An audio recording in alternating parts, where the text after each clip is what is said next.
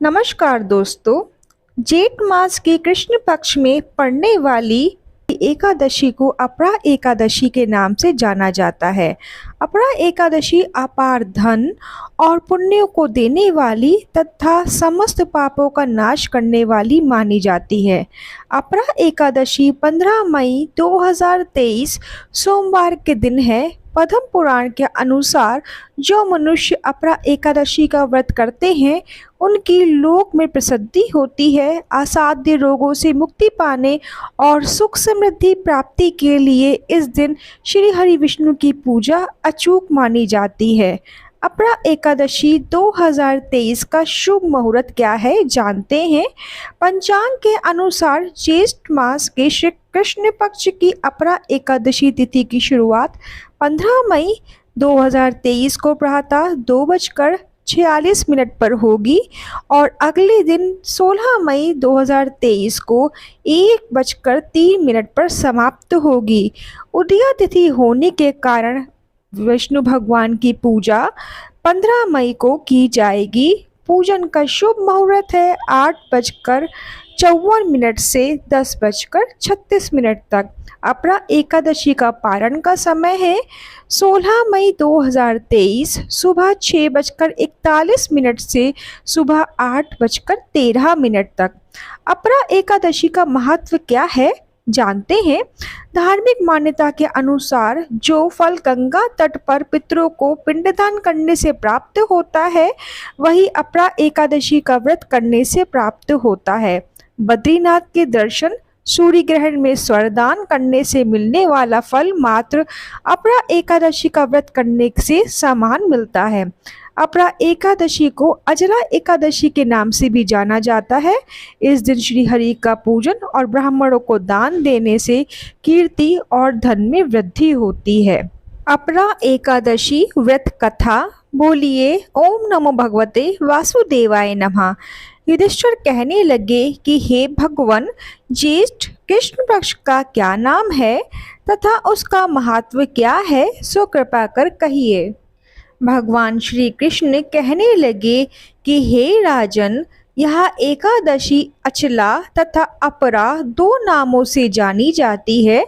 पुराणों के अनुसार जेठ कृष्ण पक्ष की एकादशी अपरा एकादशी है क्योंकि यह अपार धन देने वाली है। जो मनुष्य इस व्रत को करते हैं वे संसार में प्रसिद्ध हो जाते हैं।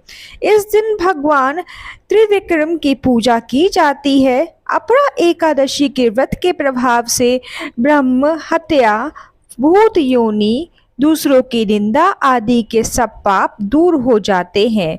इस व्रत के करने से पर स्त्री गमन, झूठी गवाही देना, झूठ बोलना, झूठे शास्त्र पढ़ना या बनाना, झूठा ज्योतिषी बनना तथा झूठा वैद्य बनना आदि सब पाप नष्ट हो जाते हैं। जो क्षत्रिय युद्ध से भाग जाए वे नरकगामी होते हैं, परंतु अपरा एकादशी का व्रत करने से वे भी स्वर्ग को जाते हैं। जो शिष्य गुरु से शिक्षा ग्रहण करते हैं फिर उनकी निंदा करते हैं वे अवश्य नरक में पड़ते हैं, मगर अपरा एकादशी का व्रत करने से वे भी इस पाप से मुक्त हो जाते हैं। जो फल तीनों पुष्कर में कार्तिक पूर्णिमा को स्नान करने से या गंगा तट पर पितरों को पिंडदान करने से प्राप्त होता है वही अपरा एकादशी का व्रत करने से प्राप्त होता है। मकर के सूर्य में प्रयागराज के स्नान से, शिवरात्रि का व्रत करने से, सिंह राशि के बृहस्पति में गोमती नदी में स्नान से, कुंभ में केदारनाथ के दर्शन या बद्रीनाथ के दर्शन, सूर्य ग्रहण में कुरुक्षेत्र के स्नान से, स्वर्णदान करने से अथवा अर्धप्रसूता गौदान से जो फल मिलता है वही फल अपरा एकादशी के व्रत से मिलता है। यह व्रत पाप रूपी वृक्ष को काटने के लिए कुल्हाड़ी है, पाप रूपी धन को जलाने के लिए अग्नि, पाप रूपी अंधकार को मिटाने के लिए सूर्य के समान, मृगों को मारने के लिए सिंह के समान, अतः मनुष्य को पापों से डरते हुए इस व्रत को अवश्य करना चाहिए। अपरा एकादशी का व्रत तथा भगवान का पूजन करने से मनुष्य सब पापों से छूटकर विष्णु लोक को जाता है।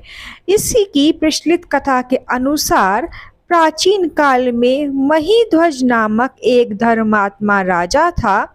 उसका छोटा भाई वृषध्वज बड़ा ही क्रूर, अधर्मी तथा अन्यायी था। वह अपने बड़े भाई से द्वेष रखता था। उस पापी ने एक दिन रात्रि में अपने बड़े भाई की हत्या करके उसकी देह को एक जंगली पीपल के नीचे गाड़ दिया। इस अकाल मृत्यु से राजा प्रेत आत्मा के रूप में उसी पीपल पर रहने लगा और अनेक उत्पात करने लगा। एक दिन अचानक धौम्य नामक ऋषि उधर से गुजरे। उन्होंने प्रेत को देखा और तपोबल से उसके अतीत को जान लिया। अपने तपोबल से प्रेत उत्पात का कारण समझा। ऋषि ने प्रसन्न होकर उस प्रेत को पीपल के पेड़ से उतारा तथा परलोक विद्या का उपदेश दिया।